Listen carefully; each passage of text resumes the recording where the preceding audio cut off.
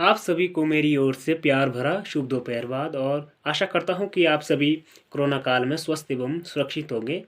तो आज मैं आपके समक्ष अपने विचारों को लेकर आया हूँ और मेरे विचारों का जो छोटा सा प्रकरण है तो उसका जो शीर्षक है वो है राजनीतिक दल और राजनीतिक दलों के लोकतंत्र में कुछ कार्य के बारे में हम बात करूँगा मैं आपके साथ।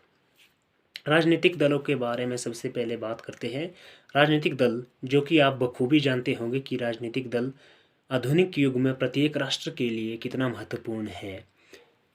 राजनीतिक दलों और लोकतंत्र के बीच में बहुत ही घनिष्ठ संबंध पाया जाता है और इसे मैं अपने शब्दों में कहूँ तो राजनीतिक दलों के बिना अगर राजनीतिक दलों के बिना लोकतंत्र का विकास नहीं हो सकता, तो उसी भांति लोकतंत्र के बिना राजनीतिक दल भी अपना चौमुखी विकास नहीं कर सकते। तो इसलिए प्रत्येक राष्ट्र के लिए राजनीतिक दलों का होना अनिवार्य है। तो अब बात करते हैं राजनीतिक दल के अर्थ के बारे में। राजनीतिक दलों के अर्थ, वैसे तो राजनीतिक दलों को अनेक विद्वानों ने अपनी अपनी परिभाषाओं से परिभाषित किया है, फिर भी मैं उनके अनुसरण करते हुए कुछ शब्दों में इसे बांधना चाहूँगा। राजनीतिक दल लोगों का एक ऐसा समूह है जो कि राजनीतिक उद्देश्य की प्राप्ति के लिए संगठित किया गया है। अर्थात राजनीतिक दल एक ऐसा समूह या संगठन है जिसमें एक जैसी विचारधाराओं वाले लोग संगठित होते हैं, यानी जिनके आपसी विचार आपस में मेल खाते हो, वो आपस में संगठित होकर एक दल का निर्माण करते हैं और अपने दल का कार्यक्रम का निर्माण करते हैं और अपनी नीतियों का निर्माण करते हैं और अपने राजनीतिक चिन्ह का निर्माण करते हैं, जो कि हमारे भारत में भी देखने को मिलता है। और उन्हीं कार्यक्रमों और नीतियों के अनुसार वे अपने प्रत्याशी को चुनाव के लिए लोग जनता के बीच में खड़ा करते हैं और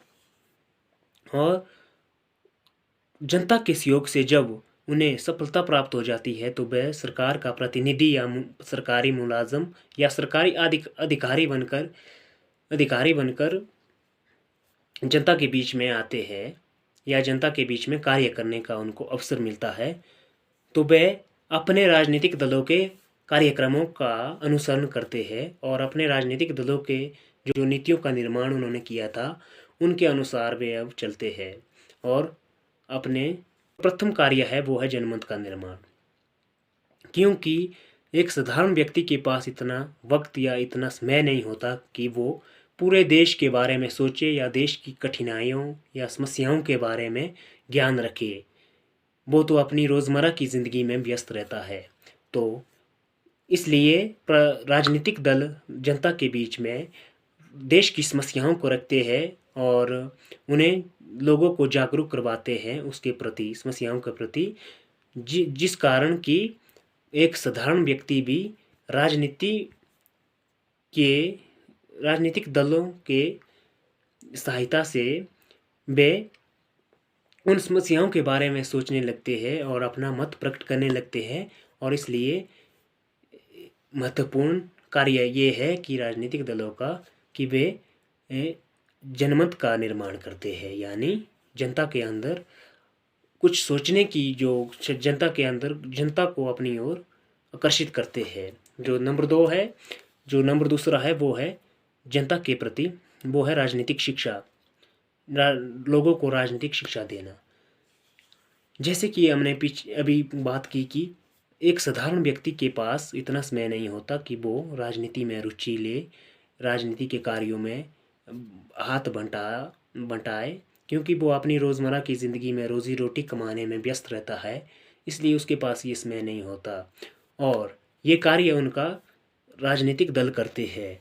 राजनीतिक दल अपनी नीतियों का निर्माण करते हैं और अपने राजनीतिक दलों और अपने दलों का प्रचार करते हैं, अपनी नीतियों का प्रचार करते हैं, ताकि आगामी चुनावों में उनको विजेता मिल सके, यानी जनता का समर्थन मिल सके। इसलिए वो लोगों को जागरूक करते हैं, लोगों को दूसरे दलों की कमियों के बारे में बताते हैं, सरकार की जो कमियां हैं उनके बारे में बताते हैं, समस्याओं के बारे में बताते हैं, जिस कारण लोगों को राजनीतिक शिक्षा प्राप्त होती है।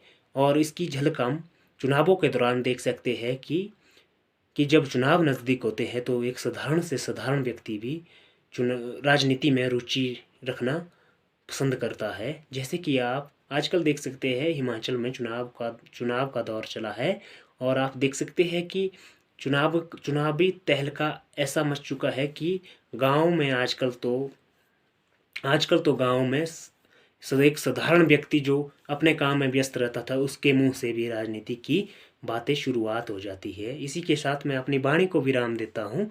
धन्यवाद।